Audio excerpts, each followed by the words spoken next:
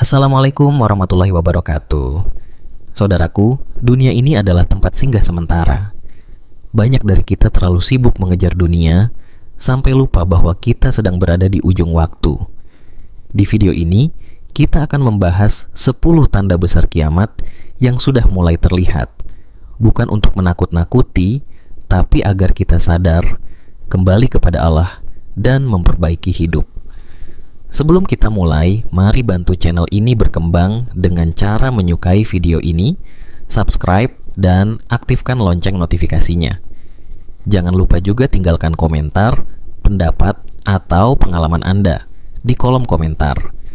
Setiap komentar dari Anda sangat berharga dan akan kami baca satu persatu, insya Allah.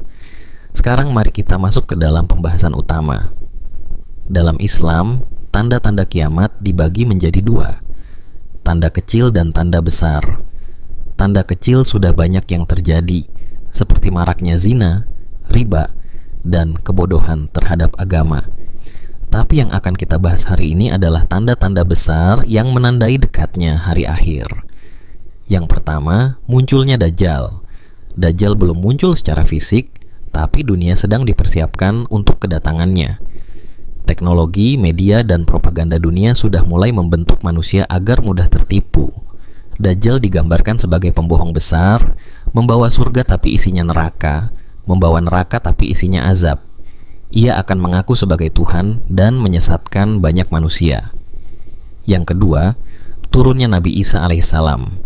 Dalam hadis sahih, Rasulullah menyebutkan bahwa Nabi Isa akan turun kembali ke bumi. Beliau akan membunuh Dajjal dan menegakkan keadilan. Akan ada masa damai di mana seluruh manusia beriman hanya kepada Allah. Tanda itu belum terjadi, tapi bayangannya sudah mulai terasa. Yang ketiga, munculnya Ya'juj dan Ma'juj. 2 kaum yang sangat merusak, jumlah mereka luar biasa banyak. Mereka akan keluar dari tembok besi yang dahulu dibangun oleh Dzulkarnain.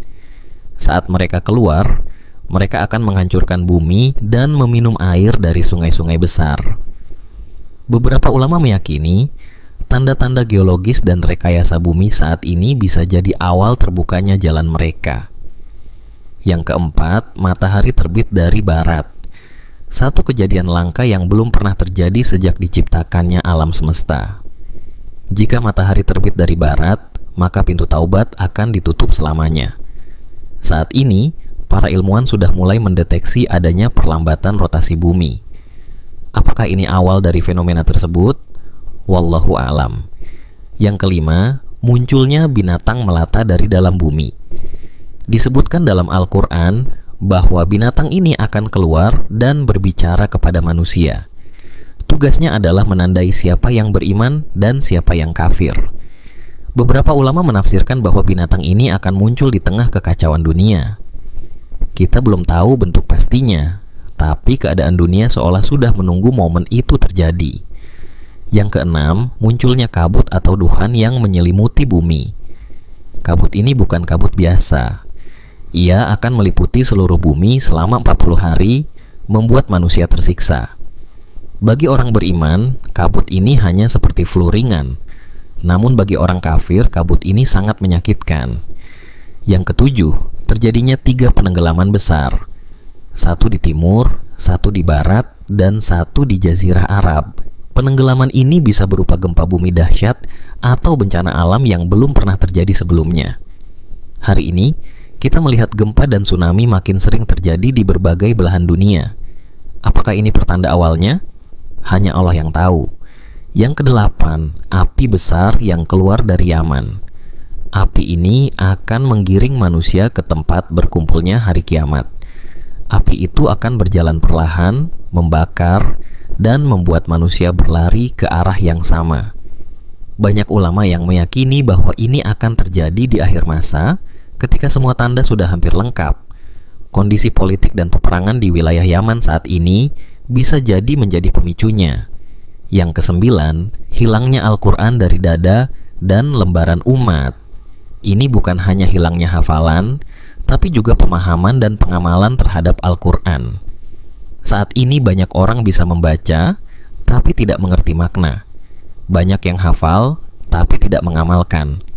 Ini adalah tanda bahwa umat sudah jauh dari petunjuk Allah. Yang ke-10, banyaknya orang mengaku sebagai nabi, padahal Rasulullah Muhammad adalah nabi terakhir. Namun kita lihat hari ini, di banyak negara, muncul orang-orang yang mengaku nabi baru. Umat pun mulai bingung dan terpecah-pecah. Ini semua adalah pertanda bahwa kiamat memang sudah dekat. Saudaraku, semua tanda ini bukan untuk membuat kita takut, tapi untuk membuat kita kembali sadar. Sadar bahwa waktu kita di dunia sangat terbatas. Sadar bahwa dunia bukan tujuan, tapi hanya tempat ujian. Kita tidak tahu kapan kiamat datang, tapi tanda-tandanya sudah mulai terlihat.